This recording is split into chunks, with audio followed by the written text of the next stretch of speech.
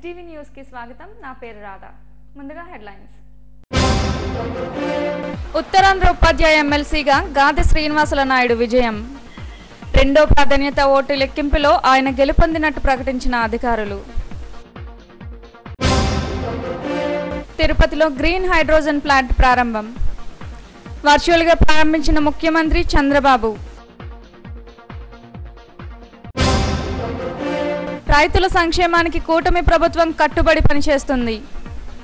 Assembly budget సమావేశాల్లో మంత్రి గొట్టిపాటి.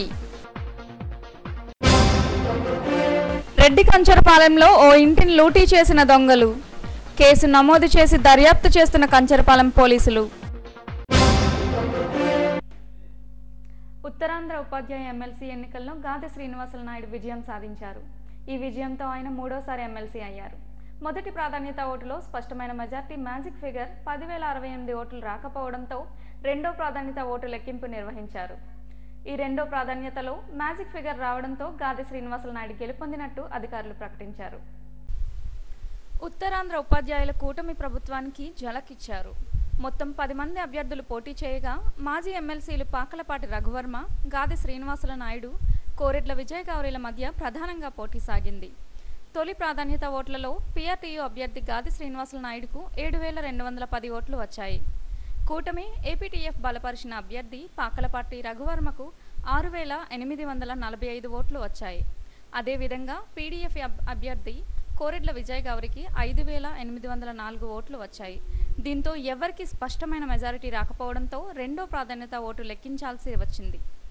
అయితే 22,484 ఓట్లకు 20,783 ఓట్లు మాత్రమే పోలయ్యాయి. దీంతో 1000కి పైగా చెల్లని ఓట్లు నమోదయ్యాయి. అయితే ఉపాధ్యాయులు మేధావులుగా ఉన్నప్పటికీ ఓటేయడం రాలేదు.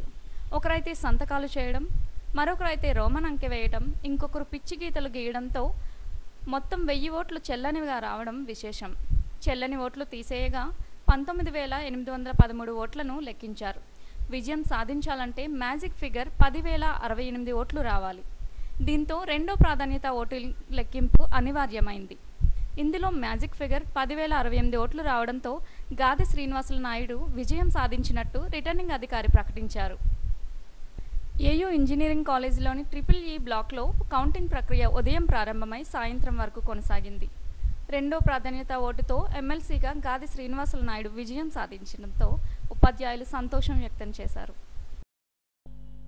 తిరుపతిలో గ్రీన్ హైడ్రోజన్ ప్లాంట్ను ముఖ్యమంత్రి చంద్రబాబు వర్చువల్గా ప్రారంభించారు. ఉండవల్లిలోని తన నివాసం నుండి వర్చువల్గా లాంచ్ చేశారు. తిరుపతిలోని రామ్మేన్ ఇండస్ట్రీస్లో హీరో ఫ్యూచర్స్ ఎనర్జీస్ మొట్టమొదటి గ్రీన్ హైడ్రోజన్ బ్లెండింగ్ ప్లాంట్ను ప్రారంభించింది.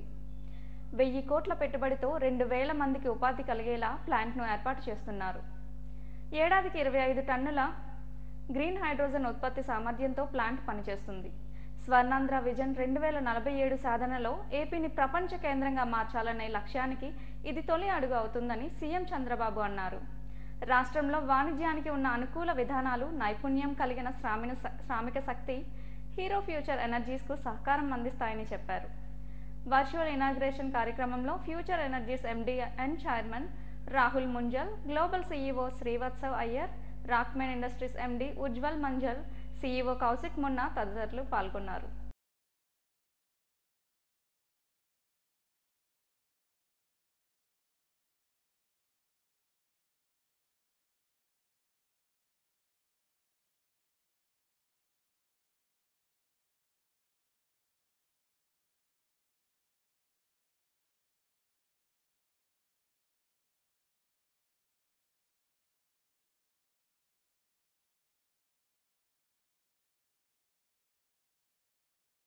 అసెంబ్లీ బడ్జెట్ సమావేశాలు వాడివేడిగా సాగుతున్నాయి. స్పీకర్ అయ్యన్న పాత్రుడు అధ్యక్షతన జరిగిన సభలో మంత్రి గొట్టిపాటి రవికుమార్ రైతు సంక్షేమంపై మాట్లాడారు. కూటమి ప్రభుత్వం రైతుల సంక్షేమానికి కట్టుబడి ఉందని వెల్లడించారు. 40,336 వ్యవసాయ కనెక్షన్లు మంజూరు చేసినట్లు వెల్లడించారు. ఒక్కొక్క కనెక్షన్కు 2.60 లక్షలు ఖర్చు చేస్తున్నామని తెలిపారు. వ్యవసాయ కనెక్షన్కు ఉచిత విద్యుత్కు 12,400 కోట్లు ఖర్చు చేస్తున్నట్లు ఆయన వెల్లడించారు. బడ్జెట్పై జరిగిన చర్చలో భాగంగా ఆయన మాట్లాడారు. ఈ బడ్జెట్లో తెలుగు భాషకు ప్రత్యేక కేటాయింపులు చేశామని యార్లగడ్డ వెంకట్రావు తెలిపారు. 4వ రోజు అసెంబ్లీ సమావేశాల్లో ఆయన మాట్లాడారు. తెలుగు భాషకు 10 కోట్లు కేటాయించడం హర్షణీయమన్నారు. గత ప్రభుత్వం తెలుగును నిర్లక్ష్యం చేయడమే కాకుండా విద్యా వ్యవస్థలో తెలుగును తొలగించి ఇంగ్లీష్కు ప్రాధాన్యం ఇచ్చిందని విమర్శించారు. గ్రామీణాభివృద్ధి, బీసీ సంక్షేమానికి భారీ కేటాయింపులు చేసినట్లు ఆయన వెల్లడించారు. కేశవ్ గారు అంకెల గారడి మాటల గారడి చేయకుండా ఎన్నో సవాళ్లను ఆర్థిక ఇబ్బందులు ఎదుర్కొన్న పరిస్థితుల్లో ది బెస్ట్ బడ్జెట్ను ప్రవేశపెట్టారు అధ్యక్ష. గత ఆర్థిక మంత్రి బుగ్గన రాజేంద్ర రెడ్డి గారు పెట్టకథలు చెప్పేవాడు తప్ప అసలు కథ చెప్పే పరిస్థితి ఉండేది కాదు. వాస్తవాన్ని వక్రీకరించి మాట్లాడిన పరిస్థితులు ఈ సభలో మనం చూసాం అధ్యక్ష.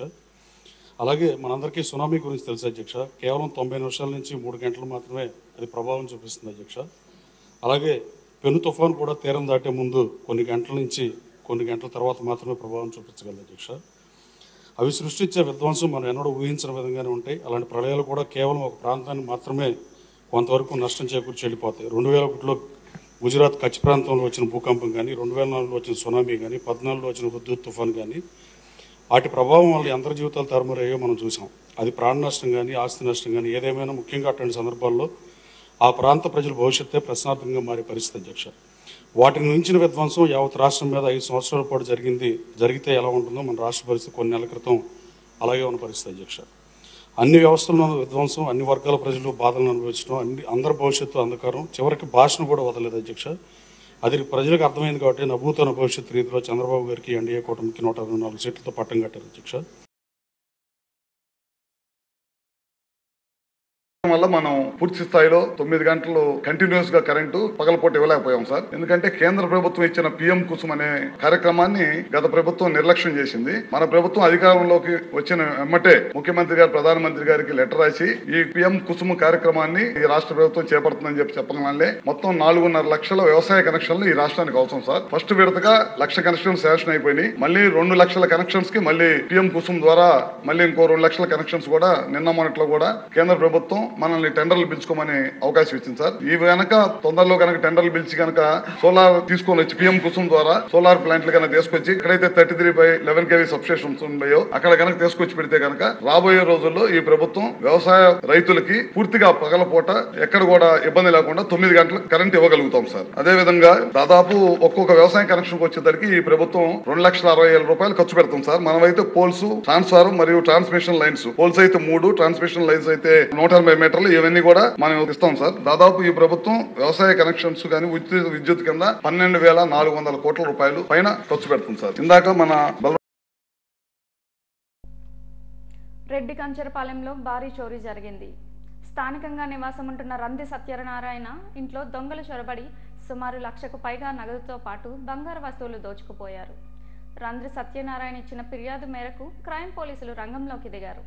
ఈ నెల 1వ తేదీన బంధువుల వివాహానికి వెళ్లి మధ్యాహ్నం తిరిగొచ్చేసరికి తమ ఇంటి తాళాలు బద్దలు కొట్టి ఉన్నాయని ఫిర్యాదులో పేర్కొన్నారు.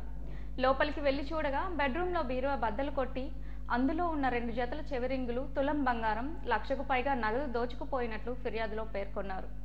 పోలీసులు ఘటనా స్థలాన్ని సందర్శించి కేసు నమోదు చేసి దర్యాప్తు చేస్తున్నారు.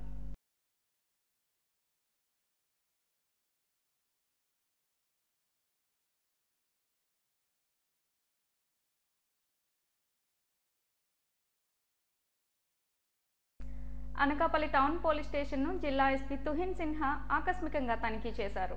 స్టేషన్ పరిసరాలను పరిశుభ్రంగా ఉంచుకోవాలని సూచించారు. పెండింగ్లో ఉన్న కేసుల ఫైళ్లను పరిశీలించి వాటి పురోగతిపై సమగ్ర సమీక్ష నిర్వహించారు. ప్రాపర్టీ రూమ్లను తనిఖీ చేసి గంజాయి అక్రమ రవాణా అరికట్టేందుకు ప్రత్యేక దృష్టి సారించాలన్నారు. అనంతరం అనకాపల్లి ట్రాఫిక్ సిఐ వెంకటనారాయణతో కలిసి 4 రోడ్ల జంక్షన్, పెరుగు బజార్, సుంకర్మెట్ట జంక్షన్లను సందర్శించి సీసీ కెమెరాల ఏర్పాటు, ట్రాఫిక్ క్రమబద్ధీకరణ తదితర అంశాలపై చర్చించారు.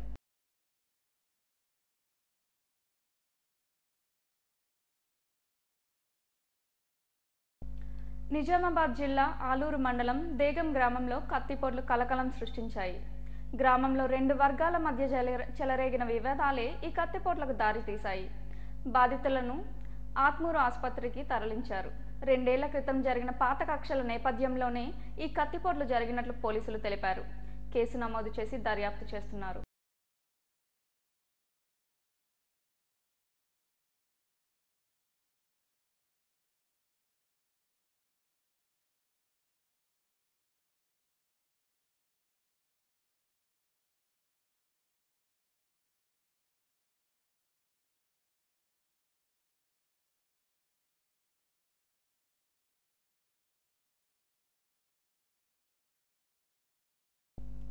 అనంతపురం జిల్లా కూడేరు వద్ద జరిగిన రోడ్డు ప్రమాదంలో 4 మృతి చెందారు. ఆటోను కారు ఢీకొన్న ఘటనలో అక్కడికక్కడే 2 మృతి చెందారు. 7గురికి గాయాలయ్యాయి. ఆసుపత్రిలో చికిత్స పొందుతూ మరో 2 మృతి చెందారు. మృతుల్లో 3 ఏళ్ల చిన్నారి ఉంది. గాయాల పాలైన వారిలో మరో 2 పరిస్థితి విషమంగా ఉన్నట్లు వైద్యులు తెలిపారు.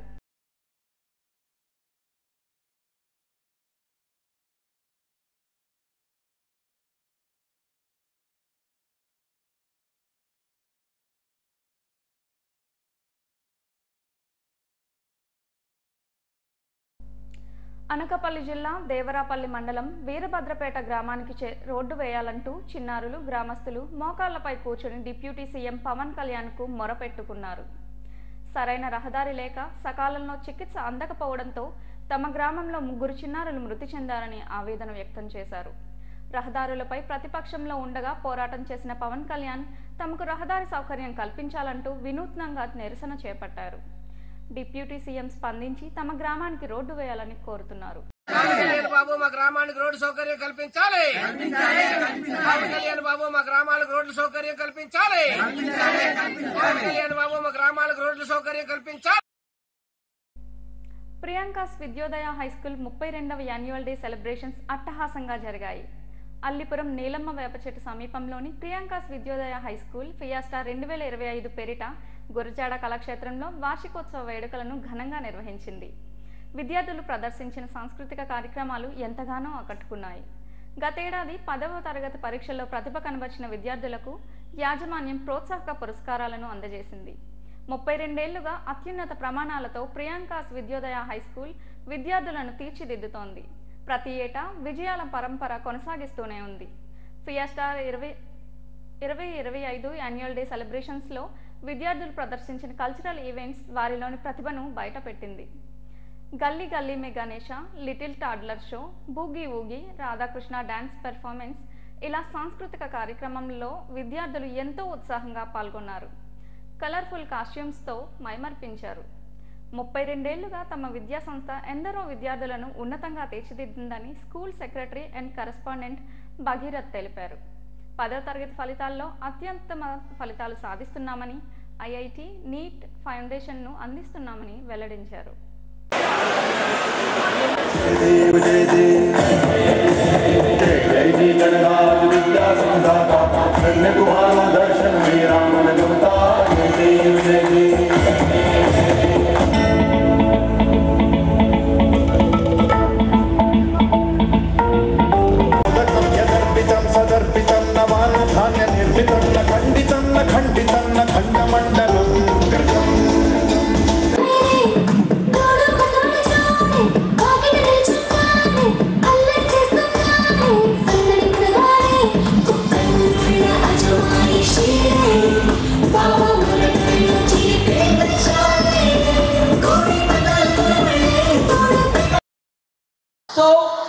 Dr. Bhagirath Kumar, the Secretary and Headmaster of Priyanka's Vidyodaya School. Today we are celebrating the 32nd annual day celebrations of our school. You can see the sea of parents and the children participating in this event. 750 students are participating in this cultural activities. We have honored 76 students today who have achieved 550 and above in the SSC examinations. The highest of the school was 592, Vaspali Teja. And in the coming days to come, we are about to introduce IIT and NEET Foundation courses for the students from class 6. And we have a graduation day for our first standard and the 6th standard students in the next month. ఇప్పుడు headlines మరోసారి. ఉత్తరాంధ్ర ఉపాధ్యాయ ఎమ్మెల్సీగా గాదె శ్రీనివాసుల నాయుడు విజయం. 2వ ప్రాధాన్యత vote లెక్కింపులో ఆయన గెలుపొందినట్టు ప్రకటించిన అధికారులు. తిరుపతిలో గ్రీన్ హైడ్రోజన్ ప్లాంట్ ప్రారంభం. వర్చువల్గా ప్రారంభించిన ముఖ్యమంత్రి చంద్రబాబు.